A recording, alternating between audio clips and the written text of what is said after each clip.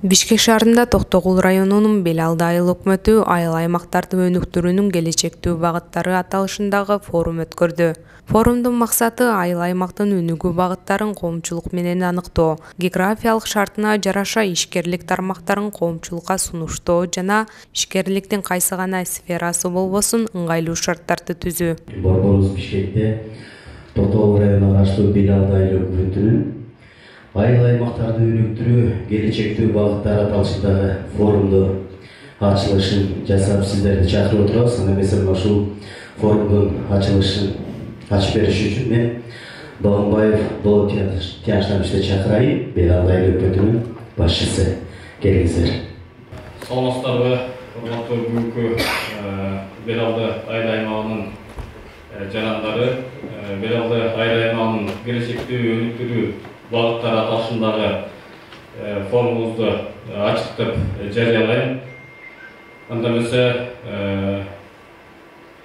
бүгүнкү сиздердин алдыңыздарда ошол өзүбүздүн келечектеги айылды кандай кайсы багыттарда өнүктүрөбүз деген өзүбүздүн бир чакан пландарыбыз бар. Сиздер менен мындай тескей отуруп кеңешип, талкуулап, мындан ары айылды кандай өнүктүрсөк болот, кайсы багыттарда, кайсы жолдорго, кайсы жолдор менен алдыга өнүгүүнү карамтышсак болот деген темада сөз кылабыз. Мен алгач өзүмдүн презентациямда ошол багыттар боюнча сиздерге мындай үстүртөдөн сөз кылып кетмекчимин. Ал эми алдыда сиздерде бир кызыктуу презентациялар күтөт. Бул боюнча атайын ошол тармакта адис адамдар келип отурат. Анда эмесе презентацияга көңүлүңүздөрдү бурсак. Бизде келечектүү багыттар деп негизинен биздин айыл аймакты жакшы билесиздер.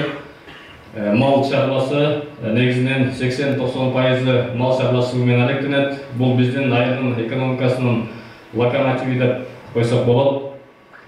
Андан кийинки биздин ушу географиялык абалыбызга ошол тоолуу аймак, дарыялардын агып өткөнүнө баардык шарттарын адистер менен кеңешип, ошол балык чарбасы негизги приоритеттүү багыттар келечекти деп аныктап атабыз. Андан кийин бал арчылыкты билесиздер. Токтогул дегеле Токтогул району, Токтогул өзүнүн балы менен Кыргызстанда бренди бар. Токтогулдун ичинде Белалды айыл аймагы илгерткен бала совхозу деген аталышта жалпы республикага, Москвага чейин өзүнүн балы менен сыймыктанып келген биздин продукциябыз бар. Мына бул багытты дагы өнүктүрүп, келечекте жаңы багыттарга чыксак, жакшы ийгиликтерди багынтабыз деген ойдобуз. Мөмө жемиш өстүрүүнүн ошо климаттык шарттары биздин айыл аймактын географиялык абалына абдан туура келет. Бул боюнча дагы тиешелүү адистерге маалымат берет.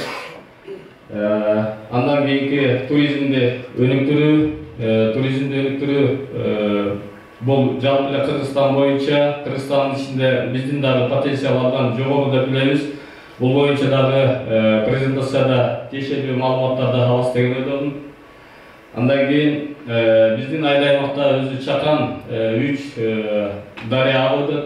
Мына ошол 3 дарыянын бойлоруна бүгүнкү күндө мамлекет башчыбыз, өкмөт башчыбыз абдан басым жасап, ушу чакан кесиптерди курууга өзгөчө бир фокусировка кылып атат. Мен ойлойм, ошо биз дагы ушул 3 дарыябызга чакан кесиптерди курсак, биздин потенциал дагы жогору.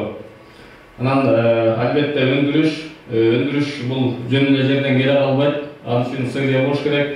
Мына жогорудагылардын баардыгын өнүктүрүүгө кол алсак, ошону кайра иштетүү, ошолорго атайын чакан цехтерди, чакан ишканаларды курсак, өндүрүштү дагы колго алсак болот. Анда эмесе ар бирине чакан токтолуп өтөйүн. Албетте экономиканы өнүктүрүүнүн алдында инфраструктураны, социалдык объектилер бул алгачкылардан болуп турат. Муну колго албасак болбойт. Эң башкысы экономиканы өнүктүрүүдө дегеле ошол айыл аймак болобу, өлкө болобу өнүктүрүүдө сөзсүз түрдө билим берүү мен ойлойм баардык тармактардын локомотиви болушу керек. Ошол себептен бизде айылда 3 мектебибиз бар. Ошол 3 мектебибизди заман талабына ылайыктуу кайра жасап, заман талабына ылайыктуу билим берип, заман талабына ылайыктуу кадрларды өстүрүп чыгарыш керек. Ошол мектепке чейинки билим берүү бөлүмү, башкача айтканда балдар бакчасы, бизде Сайын Доорунда бир гана бала бакча болгонун билесиздер. 92-жылы жер урап, бүгүнкү күндө бир да бала бакчабыз жок. Ошол бала бакчаны ар бир айылга бала бакчаны калыбына келтирип, балдарды ошол 3 жаштан баштап тарбия ала турган болсок, бизди келечегибизге чоң инвестиция болот деп ишенем.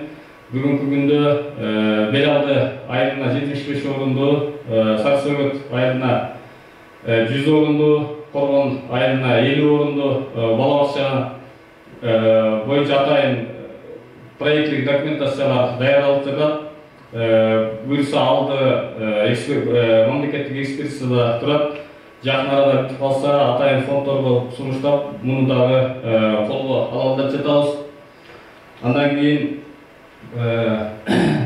ар бир кварталга, ар бир көчөгө балдар ойноочу чакан аянтчыларды курушубуз керек. Өзүңүздөр жакшы билесиздер, биздин айылдын балдары мектептин тегерегиндегилер мектепке ойношот дагы, мектептин спорт аянтчасына калган балдардын баардыгы көчөдө жүрөт. Өтө кооптуу, айрым бир учурлар болуп келет, машинага урунуп калуу абалдары болуп калганы. Ошонун алдын алып, ар бирибиз ошол өзүбүздүн көчөбүзгө, өзүбүздүн аймактарга чакан балдар аянтчаларын курушубуз абзел. Албетте, спортсуз элестетүү мүмкүн эмес жашообузду. Ар бир айылга машыгуучу залдарды, спорттук аянтчаларды куруу бүгүнкү күндө замандын талабы. Азыркы учурда Сарсөгөт айылында борборлоштурулган спорт залыбыз бар. 3 айылыбызда чакан футболдук аянтчабыз. Кечээ жакында Белалды жаштарынын демилгеси менен, ашар жолу менен, эки жактагы фонддордун аракети менен чакан күрөшүүчү залды ачып жумушка бердик. Азыркы күндө Сарсөгөт айылындагы ошо машыгуучу залдын документациялары даярдалып жатат. Эртеңки күнү Коргондун жана муниципалдык жерлери чын чынына келгенде бизге өтө чоң көйгөй жаратып келатат. Аны жакында чечебиз деген пландарыбыз бар, сүйлөшүлгөн. Буюрса Коргонго да ошондой чакан машыгуучу залды, ар бир айылда спорт аянтчаларын уюштуруп беришибиз керек. Анан албетте биздин ооруканабыз фаттарды дагы жаңылап, ичиндеги айрым оборудованияларды жаңылап, ошол кайсы бир анализдерди ошол токтогулга же болбосо дагы башка жактарга барып акча болотпостон ошол жеринде медициналык заманбап кызматтарды көрсө деген изги тилектерибиз бар. Жанагы токтогулга каттоодо атайын маршруттарды уюштуруп, ага атайын аялдамаларды куруп, жалпы жашоочуларыбызга бир ыңгайлуу шарттарды түзүп берсек деген. Эми ушул сыяктуу бир топ социалдык элдерге кызмат кыла турган объектилер бар. Мен эми негизгилерине токтолдум. Буюрса дагы сиздер менен келечекте пландап жакшы иштерди ишке ашырабыз деген ойдомун. Жанагы алдында жогоруда белгилеп кеткен багыттардын биринчиси бул мал чарбачылыгы. Мал чарбачылыгы мен жогоруда айтып өткөндөй биздин айыл аймактын локомотиви катары түшүнөбүз. Анан мен бул жерге бир цифраны алып келдим. Эмне себептен мунун алдында дагы бир нерсени айтып коюп турам. Эмне үчүн ушул форумду Бишкек шаарында өткөрүп жатабыз? Эмне үчүн айылда өткөрбөйбүз? Айылдын эли негизги жашоочулар ошо айылда турса, шаарга келип өткөрүп жатабыз. Муну биз анализдеп көрдүк. Ар бир айылдагы жашоочулар менен сүйлөшкөндө барлығы дерлік 80-90% инвестиция ушул шаардан, Россиядан жана Кыргызстандан сырттагы аймактардан айылга келип чыгат. Ошол инвестициянын багыты эмнеге жумшалып атат? Мал чарбасына жумшалып атат. Бул жактан уулу болобу, кызы болобу, ким болот, айылдагы туугандарына акчаны банктан которот, мага 10 кой алып кой, мага 5 тай алып кой, 5 үй алып кой. Дерлик инвестициянын 90% ушу мал чарбасына жумшалып атат. Анан биз форум өткөрүүбүздүн максаты ушул жакта. Демек, финансы булактардын өздөрү менен сүйлөшүп, ушул жерде өткөрүүнү туура көрдүк. Сиздер инвестицияны айылга саларда кайсыл нерсеге салсаңыздар болот? Эмне үчүн мал чарбачылыгына эмес, башка багыттарга да салсак болот. Бүгүнкү күндө азыр биздин айыл аймактагы мал чарбачылыгынын абалы жөнүндө сиздерге бир чаканыраак айтып өтөйүн. Bizde 19.928 гектар Белалды айыл аймагына тиешелүү жайыт бар. Анын 14.000 гектары гана жарактуу жайыт. Калгандардын баардыгы ас каздоо, жар, тагыраак айтканда мал жайылган ыңгайсыз жайыттар. Бүгүнкү күндө айыл өкмөттүн статистикалык маалыматы тагыраак айтканда ушунча малыбыз бар деп жаздырган маалымат. Бул уй 2112 уй баш уй, кой 4562, жылкы 1218 баш. Эми көрүңүздөр, ошол ушунча малыбызга бүгүнкү күндө бизге канча жайыт керектелет? Атайын калькуляция кылып чыгардык. Жалпы жонунан алып караганда, мына кой 1 койго 1 гектар, уйга 5, жылкыга 5 гектар. Атайын нормативдер менен көбөйтүп келдик. Жалпы жонунан бизге 21212 гектар жайыт талап кылынат. А биздин бүгүнкү күндө жарактуу 14.000 гектарына жайытыбыз бар. Демек, экесе мал көп жайылып деген сөз. Биз совхозованда жакшы билесиздер, союз мезгилинде канча малыбыз болгон, азыркыдан экесе аз болгон. Ошол убактагы жайыттардын абалын айылдагы малчы фермерлер жакшы билет. Бул Белалдыда Ооз, андан бери Тамчы булак, Карьер, Аккыянын асты, Коргон айылы, Бугайдын көпүрөсү жалпы жонунан 10 гектар. Бул чоңураак жерлерди, бирок мал чарбасын 10 сотук жерге деле, 20 сотук жерге деле курса болот. Мындан дагы көбүрөөк жерлерибиз бар. Бордугуя суусунун жээги бар. Мына ушул жерлерге сиздер жалаң эле малга басым жасай бербестен ушул балык чарбасында курсаңыздар болот. Бүгүнкү күндө былтыр балык чарбасына чыккан жигитибиз бар. Өзү келе албай калды. Бөлө атастар, уу атастар, Кудайга шүгүр бир ийгиликтүү иш алып барып келатат. Демек бизге балык чарбасын өстүрсөк болот. Андан киреше таап, ошол малга салган акчаны буга салсак деле биздин өзүбүздүн каалаган акчабызды таап иштетсек болот. Андан кийин бал арчылык боюнча жанагындай эле бизде 19.928 гектар жайытыбыз бар. Анын ичинде бал челек койгонго 11.148 гектар жайыт бар экен. Мисалы 11.148 гектар жер аянтына 110.000 бал яшигин койгонго болот. 110.000 бал яшиктен 3.300.000 килограмм бал өндүргөнгө мүмкүнчүлүк бар. Эме туура эле цифра, деген аз. Эгерде муну асыл тукум бал арасынан өткөрө турган болсок, ал 7.700.000 килограммга чейин бал өндүрсөк болот деген сөз. Булар боюнча ар бир презентаторлор, мен жогоруда айтып өткөм, өздөрү кененирээк маалымат берет. Мен ушурдан гана силерге маалымат берип жатам. Бүгүнкү күндө 35 адам атайын ушу бал челек кармай эмгектенет. Бал челектин саны 2049. 2022-ге 30 тонна, 30.000 килограмм бал өндүрүп атабыз. Ошончону сатып атабыз. Демек биз бал потенциалынын бир кичинекей гана бөлүгүн колдонуп келатабыз. Демек калганын кийинки презентацияда көрөлү. Анан кийинки тармак бул мөмө жемиш. Бүгүнкү күндө бизде ар бир кожолукта 15 сотук жерибиз бар, үй коробуз. Ошонун алдында бир 10 сотуктан жерибиз бар ар бирибизде. Ошону көпчүлүк учурда жакшы билебиз, же жүгөрү эгебиз, же картошка эгебиз. Анын түшүмдүүлүгү сиздердин сөзүңүзгө түшкөн пайдасын бул жерге түшүрүп койдук. Картошка айда турган болсок 40 000 сом пайда табабыз, жүгөрү айда турган болсок 13.600. Бул эми орточо эсеп. Балким мындан да ылдый, эгер жакшы эмгек кыла турган болсок, мындан бир аз жогорураак болушу мүмкүн. Эми бул боюнча эгерде ошону башка өсүмдүктөрдү, башка мөмө жемиштерди эге турган болсок, кандай жыйынтыкка чыга алабыз? Бул боюнча да атайын Азиз сиздерге кенен презентациясында айтып берет деген ойдобуз. Туризм боюнча, туризмдин биз чынын айтканда алипесинин аасын ача элекпиз деген ойдомун. Бизде абдан чоң потенциал бар туризм боюнча. Суусамырда бир 7-8 адамыбыз келип, ошол жерден малын кармап, ошол менен катар туристтерди тейлеп, өздөрүнө киреше таап келатат.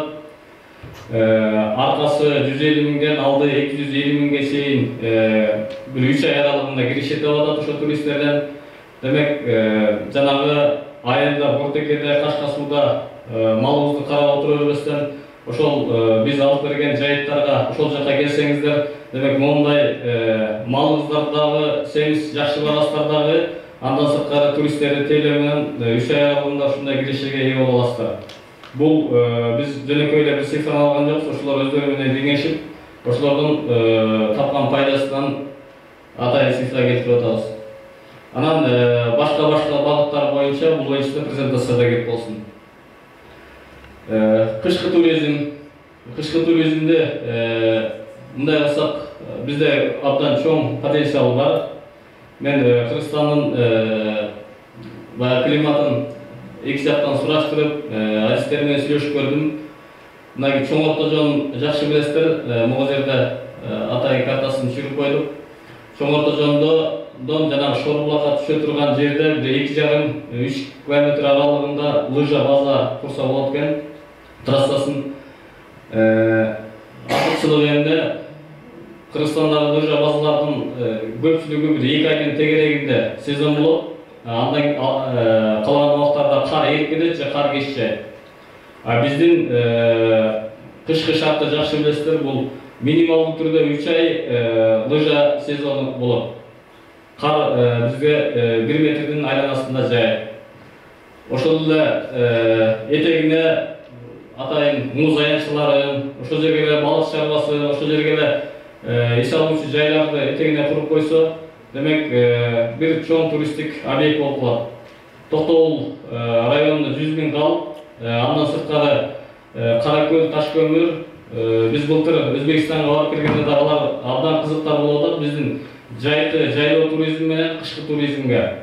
Ошондой бир жакшы объекттер болсо, биз туристтик компаниялар менен сүйлөшсөк, жиберет элек, барып ошол жака барып эс алат эле биздин эс алуучулар деген сунуштар болот. Демек, Токтогул районунда жана түштүк аймагынын Токтогул районуна жакын аймактарында ар жак бир жагы бир 400-500 000 тегерегинде аудитория бар. Демек, туристтерди ошол жерге бир жакшы инфраструктура түзө турган болсо, демек кышкы туризмге да бизде чоң потенциал бар.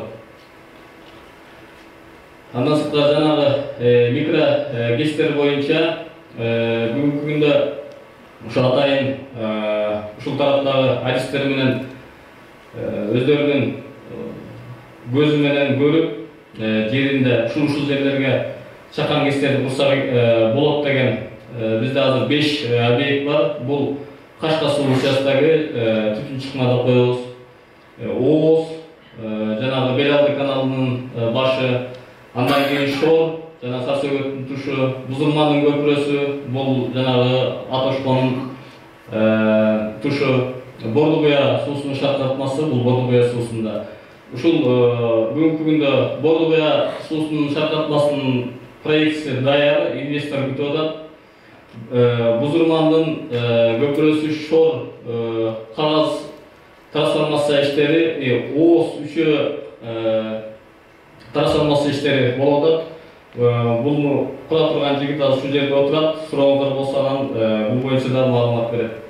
жалпы жолунан бүгүнкү күндө биздин айыл аймакта бир 10 мегаваттын тегерегинде электр энергиясын өндүрө турган мүмкүнчүлүгүбүз бар. Андан кийин бизде Карабай, анан Кара Жүрөктө Кара Шагыл деген таштар бар. Кылымдап жөнүнө жатат. Ушул таштарды атайын таш кесүүчү чакан секторду куруп, биз жылда эле көчөлөрүбүзгө шагыл төгөбүз, антебиз деп келебиз. Аны бир кыш оор жааганда, жазындагы суулар агызып, кайра ошол көйгөй болуп кетет. Ушул нерсени атайын мондай кылып жолго кесип же турган болсок, ал түбөлүктүү жол болот деген ойдобуз. Ушуга дагы көңүл бурсак болот. Анан урматтуу ишкерлер, урматтуу жарандар, биз өткөндө Арабан районунда Али Анаров деген айыл өкмөткө семинарга барып келдик. Жалпы республикалык семинар болуп өттү. Ошол Али Анаровдун тажрыйбасын сиздер менен бөлүшөйүн деп турам. Бул Али Анаровдун айыл өкмөтү 18 000 жашоочусу бар, 140 миллион бюджети бар айыл өкмөт. Бюджет абдан жакшы, инфраструктурасы абдан өнүккөн. Бирок ошол эле тапта бизди таң калтырган нерсе бул ошол бюджет эсебинен жасалган жумуштар эмес, жалпы коомчулуктун эл тарабынан жасалган жумуштарын бизге бир күн кечке көрсөтүп бүтө албай койду. Айрымдарын атайын сиздерге ушу слайд менен эме алып келдим. Ар бир айында атайын жаштардын дейбизби, же болбосо патриот инсандардын дейбизби, атайын фонддор түзүлгөн. Ошол фонддордун эсебинен төмөндөгүдөй жумуштар аткарылган. Жанагы жолдорго 1 километр аралыкка таш жолун өздөрү ашар жол менен тизип, бүгүнкү күн ошол убакта бир 800 метр бүтүп калган, бир азыраак жумуштар калган. Бүгүнкү күндө бүтүп калса керек. Бул ошол фонддун эсебинен жасалган жумуштар. Андан кийин экинчи сүрөттө муктаж болуп жашаган үй бүлөлөргө социалдык дүкөнчө ачып койгон. Мында ар бир ишкер өзүнүн турмуш тиричилигин ашкан азык түлүк болобу, кийим кече болобу алып барып ошол магазинге коюп, магазини толуп турат. Ал жерде 2 килограмм, 3 килограммдан атайын пакеттерге бөлүп койгон. Муктаж үй бүлөлөр барып ошол жерден өзүнө керектүү азык түлүгүн алып турат. И ошондой эле могул жерде 160 балага велосипедтерди таратышкан. Андан сырткары могул жерде сары микро автобус турат. Ушундан алтыны алып, жана фонддор баары биригип, коммерциялык багыттагы компаниялар 20 сомдон каттаса, булар ошол айыл өкмөткө муниципалдык ишканага 6 техника алып берип, айыл аралыгында 10 сомдон каттатып койгон. Бул мамлекеттин же болбосо айыл өкмөт бюджетинен 1 тиын акча болуп калсын. И ушундай эле 2 чоң автобус алып койгон окуучуларыбыз мектепке бекер каттасында. Булардын баардыгы ошол айылдык фонддордун эсебинен. Андан сырткары остановкаларды куруп койгон. Ар бир 500 метрге интернеттен карасаңыздар, атайын пластик терезелер менен, айнектер менен курчалган, кышында дагы жылуу болсундар. Мына ушул багытта биз ойлонуп иш алып барсак болот. Бирок бул бизге жаңылык деле эмес. Биз 10 жылдык тарыхыбызга аркага бурулуп көрө турган болсок, атайын маданият үйүн, Белалды айыл өкмөтүнүн конторасын, таза сууну, дагы ушул сыяктуу бир топ объектилерди эл өзүнүн күчү менен жасап келген. Мындан сырткары спорттук аянтчыларды куруп келген. Демек, бизде тажрыйба бар. Бүгүнкү күндө жаштарыбыз кандай гана маселе болбосун чогула калып, тигил жагына болсо бул жагына жардам берип, ошол кандай гана көйгөй же маселе көтөрүлбөсүн бир жагын чоюп кеткен бизде абдан жакшы ынтымагыбыз бар.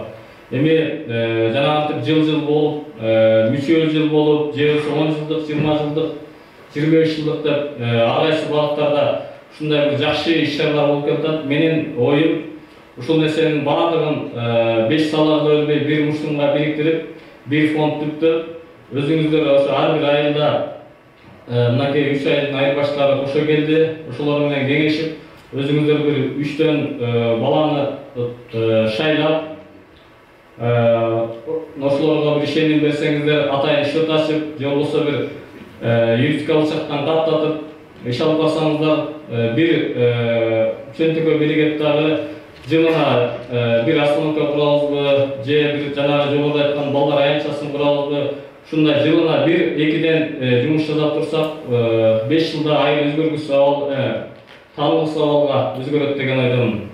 Бул нерсени айырбаштар сиздер дагы бир сүйлөшүп, кеңешип, ушул жердеги патриот адамдар менен сүйлөшсөңүздөр, бир жакшы жыйынтыкка жетишебиз деген ойдомун. Экс айыл чарба министри Тилек Токтогазиев мөмө жемиш багбанчылык боюнча презентация жасады. Бул Голландия менен Израиль. Булардыкы $80,000 ашык. Бир фермер бир жыл иштеп $80,000 ашык акча табат. Израилде суу жок. Израиль деңиздин суусун алып туруп, тузун жок кылып туруп, анан ошол менен сугарат да.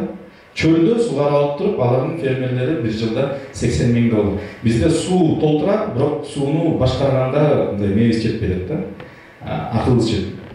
Кийинкиси дүйнө жүзү боюнча алганда, жана боякта 70, 80, 90, $100,000 өдө тапкан көрсөткүч болот. Бул каралып турган аймактарда булардын дыйкандары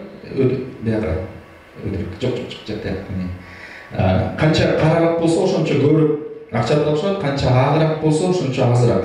Көрүнөт, Кыргызстан жалпы эң бул экваториалдык Африканын деңгээлинде дүйнөдөгү эң кедей фермерлер ошо Кыргызстанда дагы жашайт да. Бул рейтинг боюнча биз эң артта турабыз. Кийинкиси, эми менден да сунуш кандай?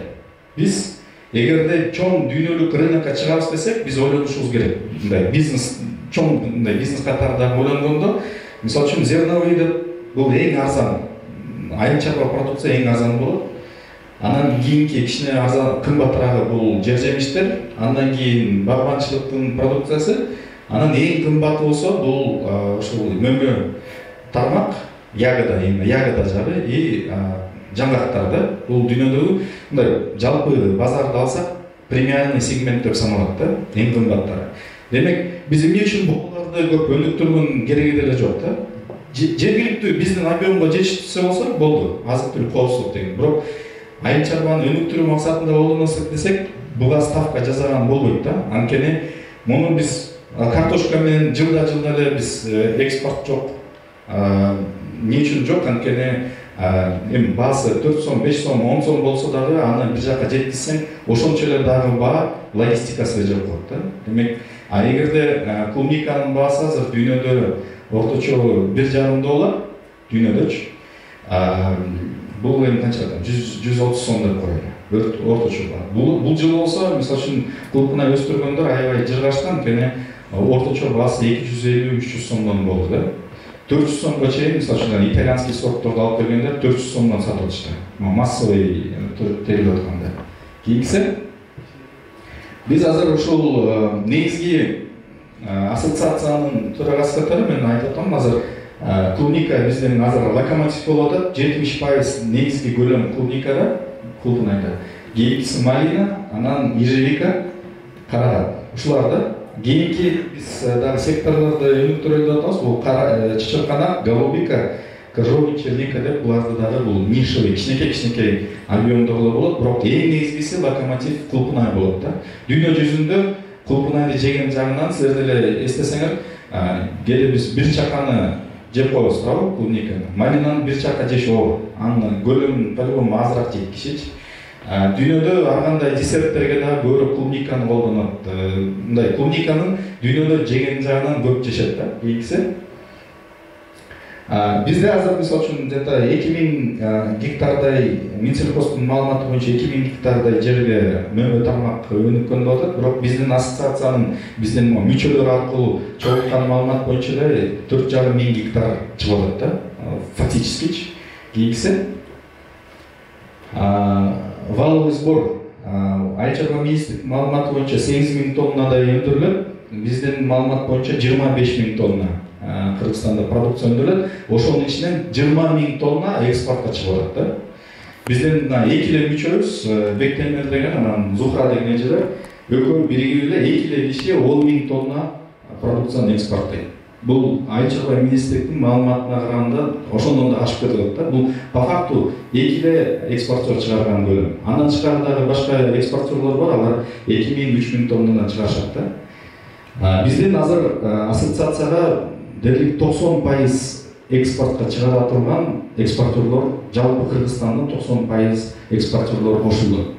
Эң негизги буякта биз ынтымакка чакырганга мүмкүнчүлүк болду. Мурун мисалы үчүн алар бири-бири менен бир столдо отурушчу эмес, бири-бири менен сүйлөшчү эмес.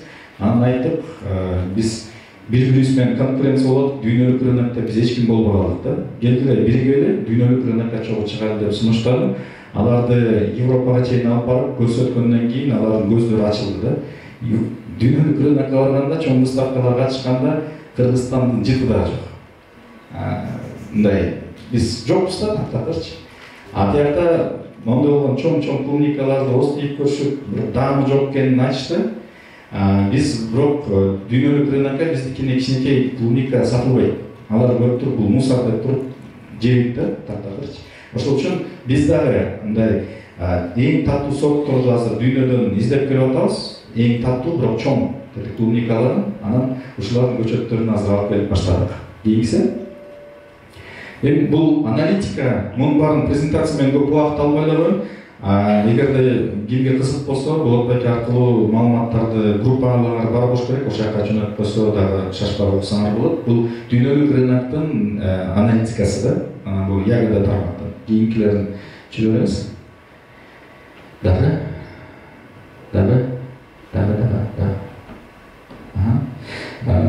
Мисалы үчүн биз азыр мондой чоң корпорациялар менен Nestle корпорацияны билесиңер да буларга.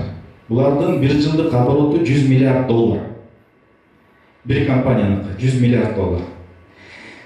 Биз булардын негизги технологиясы бул сублимация технология. То есть булар сүттү кургатып, эң биринчи дүйнөдө кургаткан сүттү 19-кылымда кургатышып туруп, дүйнөнүн катташкан да. Эрти да кургатат, жер жемишти, мөмө жемишти бүт баарын кургатышат. Муну сублимация деген технология деп коет. Бул азыр дүйнөдөгү эң күчтүү тренд болуп атат да. Кургатылгандан кийин продукция жакшы сакталат, бузулбайт. 2-3 жыл сактай берсе болот. Атайын бир холодильниктер, морозильниктер кереги жок. Ошол үчүн бул жакшы жагы. Биринчи дагы, экинчи дагы дүйнөлүк согуш болгондо Nestle компания, жалгыз бир компания эки тармакты тең фашисттерди дагы биякта дагы камсыздаган да. Ар бир согуштан кийин Nestle компания байыраак болуп туруп, банкрот болгон компаниялар сатып алып туруп, ошондуктан бир кылымдан бери дүйнөдө биринчи орунду эч кимге бере элек. Азык-түлүк продукцияны өндүрүү боюнчачы. Кийинкиси. Мен ушул 2018 жылы Nestle компаниянын вице-президенти Крис Джонсон менен барып таанышып келгем. Анан ага айттым да, мен Кыргызстанда айткан жокмун, Борбор Азиядан келдим. Бизде 70 миллион киши жашайт. Деп мындай, анткени алар түшүнбөйт, билем. Кыргызстан десем каяк деп айтат да. Ошол үчүн Кыргызстан, Казакстан, Өзбекстан деп туруп, жалпы баарын бириктирип туруп айттым. Анан биз Кытай менен да жакынбыз десем, ошол аябай кызыгып калды. Кытайда да Nestle бар да. Анан бизге ошо Кытай менен азыр Америка экөө соода согуш болуп атат. Кытайга аябай көп объем керек болуп атат, сырье керек болуп атат дейт да. Анан айттым, бизге эгерде продукцияны кайра иштетип туруп уже чийки зат катары эмес, именно порошок катары жөнөтсөк кандай болот десем, өзүнүн бир Дионис деген менеджер менен байланыштырып берди. Ал айтты, ал Хелитас деген уюмда иштептир, Кыргызстанда иштептир да, ошол штаб-квартирада иштеген. Анан силерде перспектива бар, мен билем, иштесек болот деп, ошондо мындай предварительно макулдашканбыз. Бирок азыр аларга биз көлөм чыгарышыбыз керек. Бизде пока көлөм жок.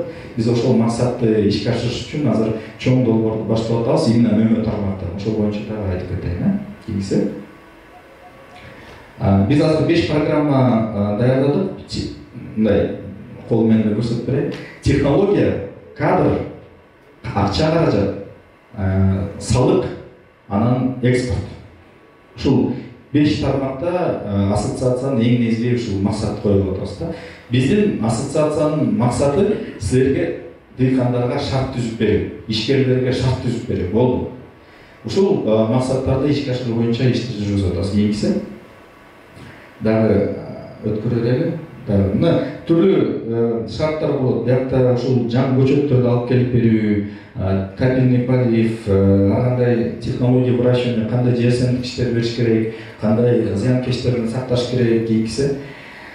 Жана фитосанитардын безопасностун атабыз. Бул ушунун кайра иштетүү, цехтерди ачуу, шоковая заморозка боюнча морозильниктерди коюу, механизация, мисалы үчүн иштетип атканда дагы,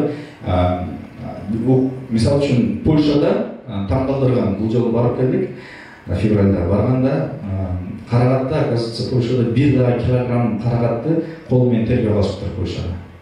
Элестеткиле? 1 килограмм кол менен тербей калыптыр. Баары комбайн менен терилеткен. Ушунча көп талап болуп кетиптир, 1 килограммы 10 сомго түшүп кетиптир баасы. Элестеткиле? Механизация болгон үчүнчү. А бирок дүйнөдө мисалы үчүн кулпунайды механизация эч ким кыла элек.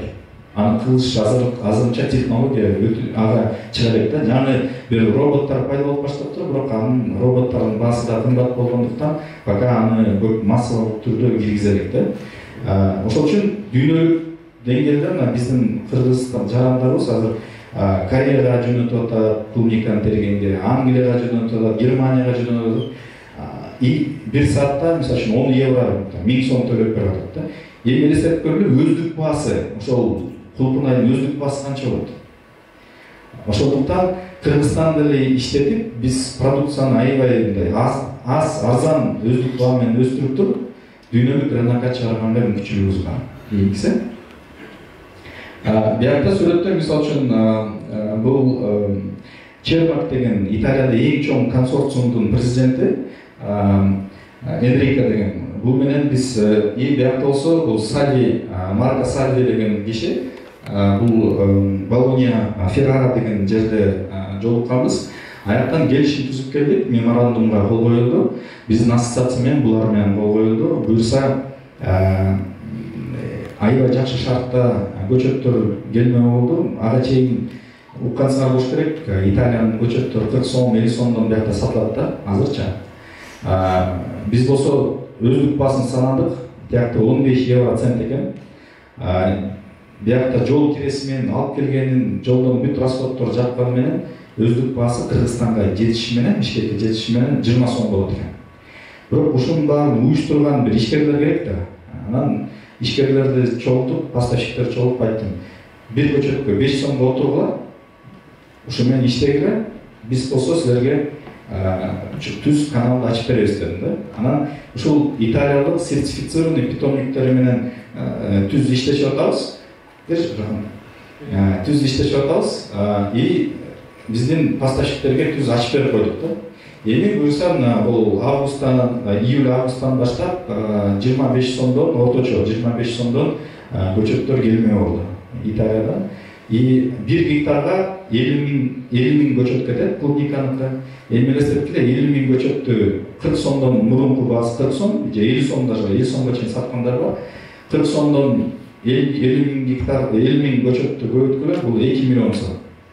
Азыр ассоциациянын биринчи эле мындай баштаган өнүгүү салымы бул 25 сомго чүгүп бергени менен биз ар бир гектардан 750 миң сом үнөмдөп атабыз да, экономия кылып атабыз.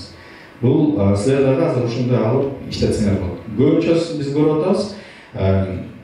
Кулпунайды мисалы үчүн алат, ошол эле силер 25 сомдон алсаңар болот, отургузасыңар, түшүм аласыңар, анан жана муруттар чыгат да. Анан уже вторичный рынок пайда болуп калган да. Ошондон алып туруп көчөттү кайра өндүрүп туруп көчөттөрдү да сатышат. 25 сомдон оригинальный көчөттөр келсе, силер мисалы үчүн экинчи муундагы көчөттөрдү мүмкүн да 15 сомго сатсаңар болот да, 10 сом 15 сомго сатсаңар ал деле жакшы. Азыр болсо экинчи муундагы көчөттөрдү 20-25 сомдон сатып атат. Бирок биз рынокты кичине өзгөртөлү деп атабыз. Элге жакшылап жайылсын, жакшыраак шарт түзүлсүн деп жазадык да. Бул дагы Занзи деген бир чоң эме экен, питомник экен. Жанында Бектемир деген жанагы чоң экспортер. Биринчи жолу ошондо мына Европага чыгып, Шенген визаны алып, ошондо мындай чоң дүйнөнүн чоңдугун көрүп, анткени ага чейин биз только мына Россия, Казакстанда иштеген болгон. Ошол жакта эле потолок болчу да. Азыр болсо биз дүйнөлүк рынокко ушу мөмөлөрүбүздү чыгаралы деген максат бар. Кийинкиси бул Кусибак деген Польшада чоң бир питомник бар экен, өздөрүнүн лабораториясында жана деген лабораторияда тамырлардын көбөйтүп туруп, анан ошо менен эң жакшы сапаттуу безвирусный малинан көчөттөр, жана полька, балана деген жана башка немелерди көчөттөрдү ушулар чыгарат экен. Польша боюнча эң жакшы питомник ушул экен деп биз аныктадык. Жаныбызда Азамат деген байке, бул ушул Украина, Польша, Германия боюнча торгово-промышленный палатанын биздин өкүлү. Азамат Исмаилов. Кийинкиси. Биз каржы инструменттерден азыр Айыл банк менен дагы тыгыз иштешип баштадык. Андан тышкары дагы азыр башка банктардын акчаларын бияка буруп атабыз. Дагы жеке бир фонддорду акчасын буруп ыңгайлуу шарттар түзүп берип атабыз. Мүмкүн ошол көчөттөргө азырынча сүйлөшө элекпиз, бирок ошол процесстебиз да.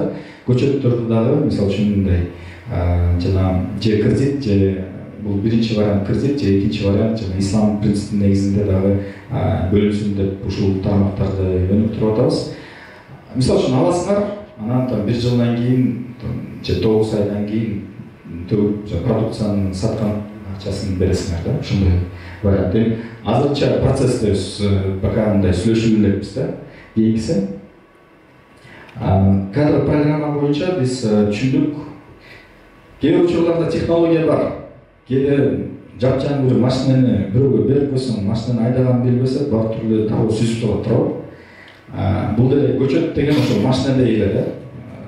Бир түшүнбөгөн киши келип туруп отургузуп, анан жакшы бакпай карабай койсо, ал өлүп калат.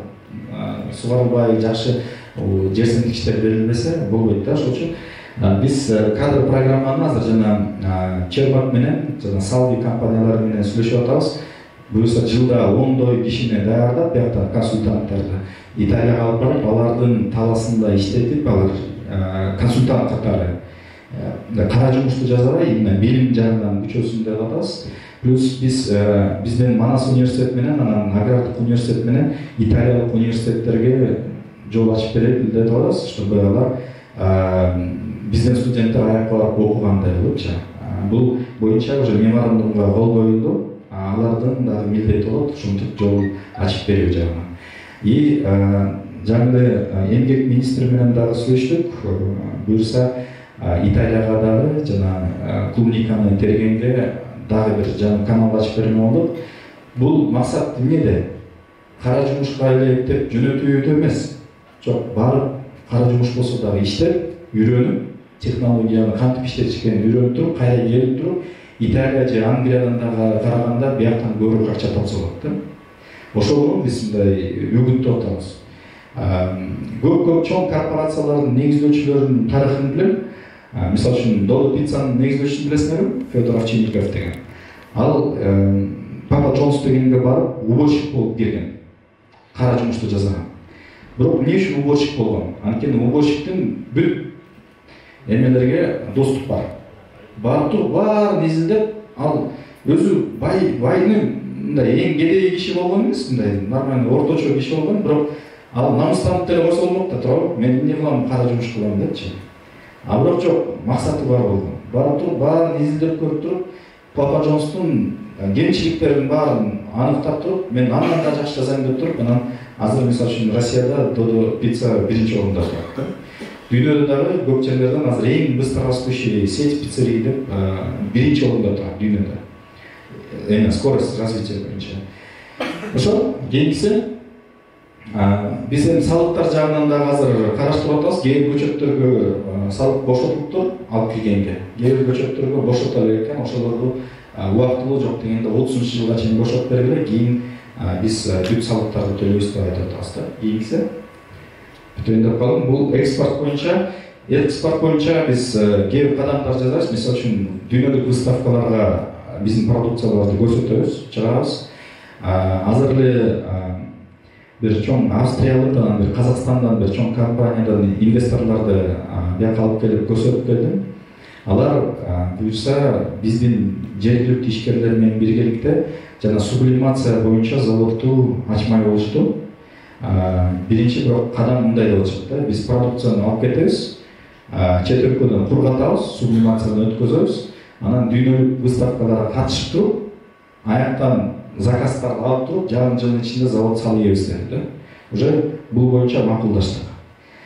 Жана австрийский инвестор деген Аграна деген корпорациянын ичинде иштеген. Ал Аграна деген корпорациянын обороту 3 миллиард доллар. Алар Nestlеге, Danone поставка кылган компания да, жана кургатылган продукцияны поставка кылышат.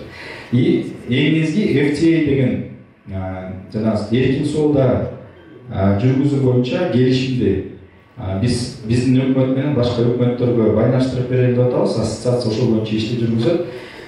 Мисалы үчүн эмне үчүн бул маанилүү? Билесиңерби, Кыргызстан эмеде бир факты, дүйнөдөгү ар бир 3-чү черешня Чилиден Кытайга барып турат. Көлөм боюнча дүйнөлүк соодада ар бир 3-чү черешня Чилиден Кытайга барат. Мен Чилидеги ушул ассоциациялар менен кеңештим, сурадым, секрет эмнеде? Эмнеге ушунча чоң көлөм Чилиден Кытайга барат десем, алар айтышты, биз 20 жыл мурун FTAге кол коюлган дейт. FTA деп коет, Free Trade Agreement деп коет да. Кытай менен Чилинин өкмөт аралык сүйлөшүүсүндө Чилиден черешня эч кандай текшерүүсүз түз Кытайдын базарына кирет. Ушу менен мындай соода жагы ачылгандан кийин, сатып алуу жагынан ачылгандан кийин Чилиде инвесторлордун баары ушу черешня отургузуп, анан дүйнөдөгү ар бир 3-чү черешня ошол болуп калган экен да.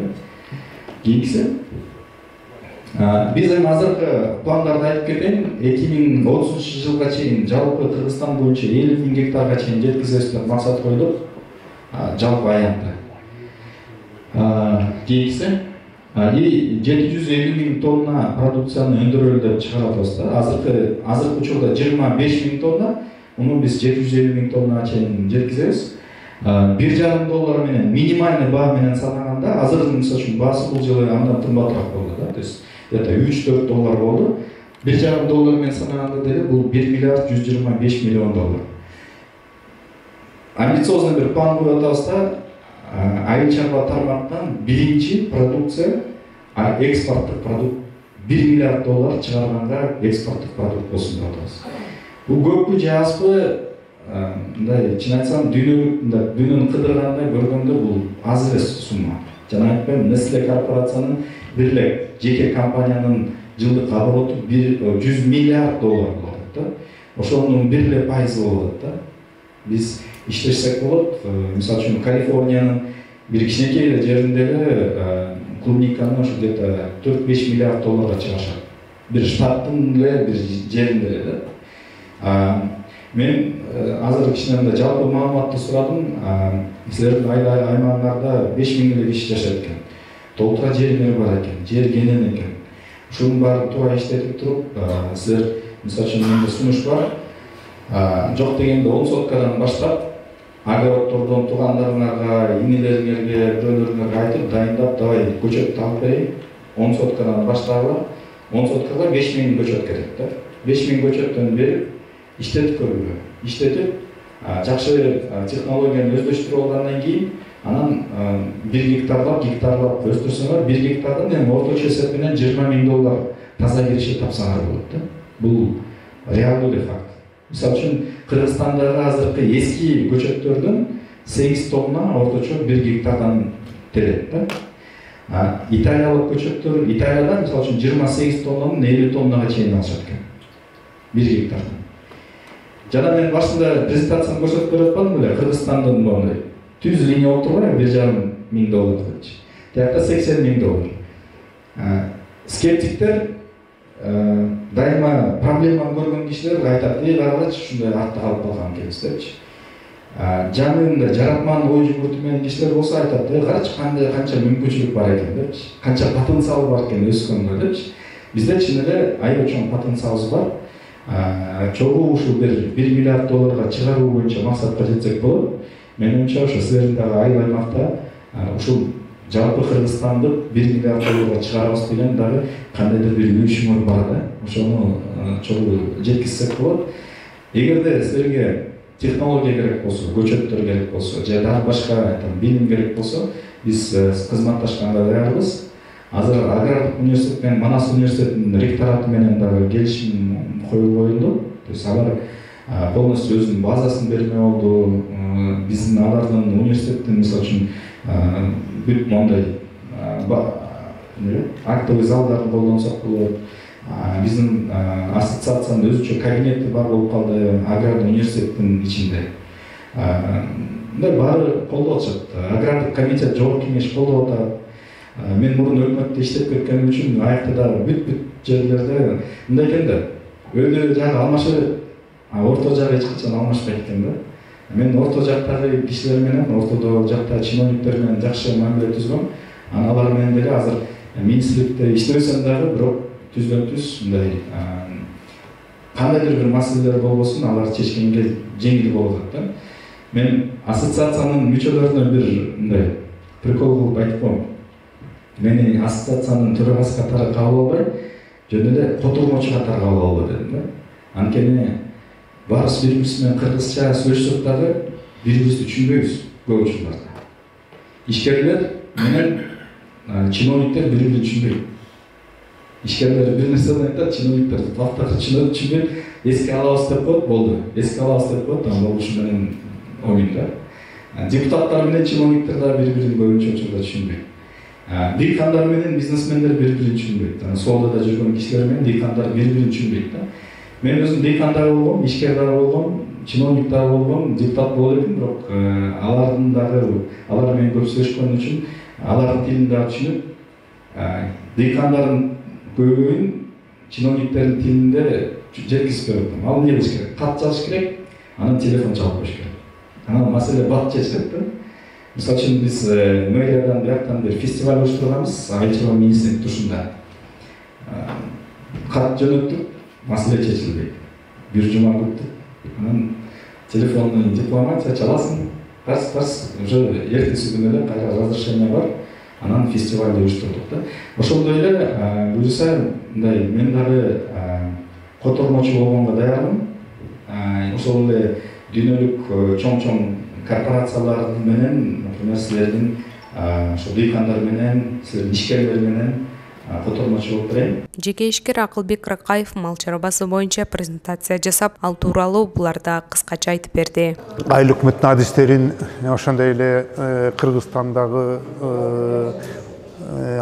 эксперттердин адистеринин пикири боюнча азыр мал чарбасынын кирешелүүлүгү азайып калды, саны бар, сапаты жок, асылдандыруу иштери жүрбөй атат, жайыттар деградация болуп атат.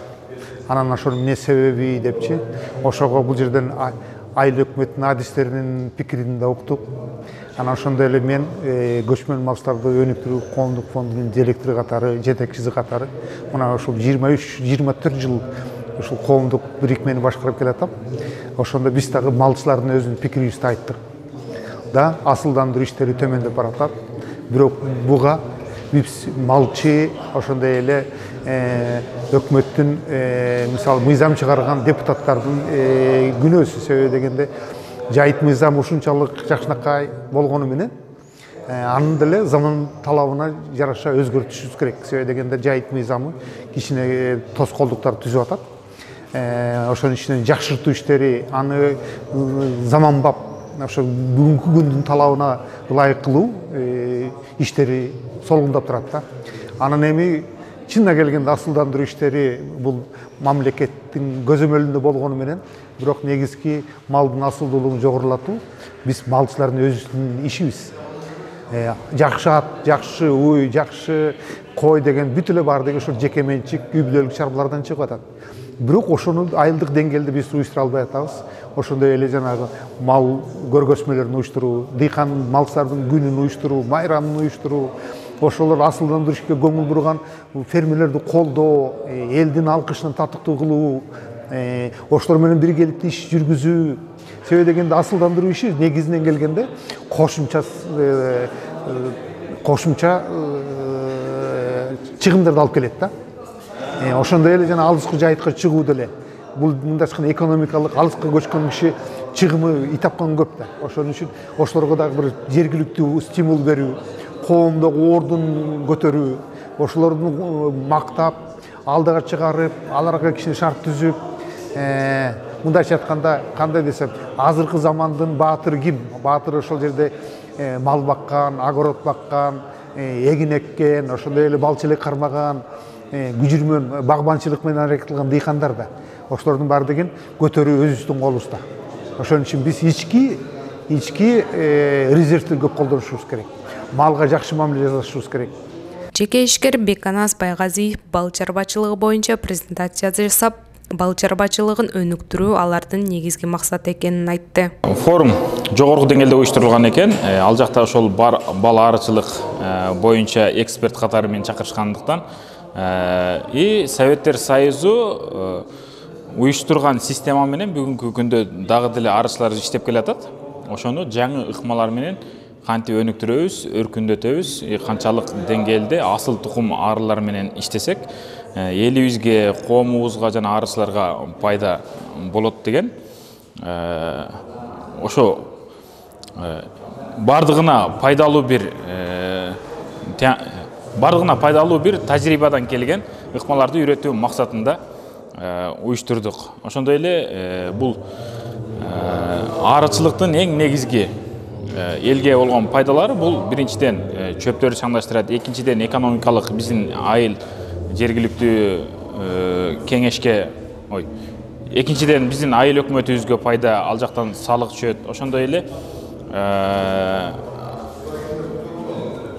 Ошондой эле таза продукцияны элге тартуулайт. Ошондуктан биз бүгүнкү күндө айылыбызда, Бел Алды округунда, жайытыбызда кенен ошого жараша арыларды көчүүбүз керек. Ошондо бардык тараптуу пайдалуу болот деген ойдомун. Жеке ишкер Жыргалбек Оразалиев балык чарбасы тууралуу презентация жасап, буларга токтолду. Балык чарбасы бул Бел Алды айыл өкмөтүнө, Бел Алды айыл өкмөтү эле эмес, бүтүндөй Кыргызстанга балык чарбасы бул өтө чоң кирешелүү тармак болуп, пайданы көп берчү тармак болчу тармактардын бирине айланып турат. Муну болгону туура пайдаланыш керек. Специалисттердин кеңешин угуш керек. Ошолордон туура колдонсо бул Бел Алды айыл өкмөтү эмес, бүтүндөй Кыргызстанды чоң бюджетообразующий отрасль катары калыптанып турат бүгүнкү күндө. Кандай пайдалар да? Бүгүнкү күндө Бел Алдынын пайдасына биринчи эле Бел Алдынын пайдасын алып көрө турган болсок, мал локомотив болгон 90% пайда малдан болот деп атпайбы? Малдан ошондо 90% пайда болуп атса, балык чарба менен ошол эле малдын пайдасынан 3-4 эсе көп пайда тапканга мүмкүнчүлүк бар да. Ошол эле суу ресурсун пайдаланып Бел Алды айыл өкмөтү. Кандай иш аракеттер жүргүзөт? Бул балык чарбасын иш аракетте ошол кандай пайдага чыгарыш үчүн бул Бел Алды айыл өкмөтү биринчиден жерлердин трансформациясын, документациясын, мыйзамдуулугун сактап ишке аткарып бериш керек. Ишкерлерге берип, ишкерлер менен келишимдерди түзүп, ошол ишкерлердин туура пайдалануусун ишкерлерге туура иштетүүгө мүмкүнчүлүктөр түзүп берсе абдан жакшы болот. Туризм боюнча жеке ишкер Сардарбек Мумналиев презентация жасап, буларды айтып берди. Бел Алды айыл аймагындагы экологиялык туризмди өнүктүрүү боюнча өзүбүздүн сунуштарыбызды бердик. Анын ичинде негизинен жапайы жаныбарларды жана биотүрдүүлүктү сактоо аркылуу туризмди өнүктүрүү болуп саналат. Бизде Бел Алды айыл аймагында мүмкүнчүлүк кенен Бел Алды айыл аймагы боюнча 2 туристтик маршруттарды түзсөк болот. Биринчиси бул Сусамыр Бел Алды, экинчиси Жумгал Кыркыз ашуусуна жетүүчү биздин тур маршруттарды айтсак болот. Анан эми туристтер келгенден кийин бир нерсе көрүп үйрөнүш керек. Кыргызстанда 450ден ашык айыл өкмөт бар. Ар биринин потенциалдары мете жогору. Анын ичинен Бел Алдыныкы дагы.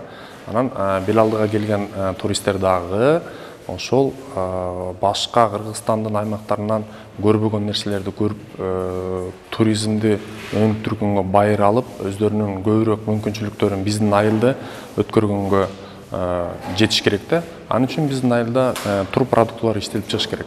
Элдин мамилеси өзгөрүш керек. Акыркы учурда мал чарбасы саны абдан өскөндүктөн бүгүнкү күндө көптөгөн биотүрдүүлүк жапайы жаныбарлар жоголуу коркунучунда турат.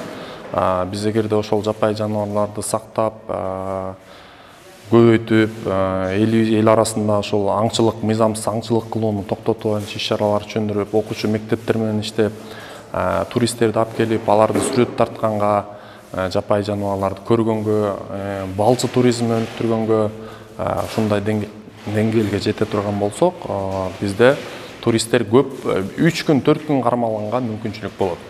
Эгерде 3 күн 4 күн кармала турган болсо, бир турист бир күндө жок дегенде $100 чейин, болбосо $50-70 чейин акча каражатты бир күндө таштап кетсе болот.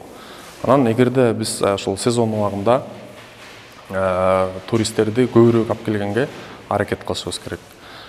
Бул чет элдик туристтер эмес, ички туризмди да өнүктүрсөк болот. Ага биздин ошол улуттук баалуулуктарды даңазалаган иш-чаралар, ошондой эле кышындагы кышкы потенциалды эске алуу менен тоолуу жазын уюштуруу, жанагы снегоход деп коебуз, ошол карда жүрүүчү чаналарды уюштуруу, ошондой эле Бел Алды айланагында муз тебүүчү аянтчаларды уюштурсак болот да.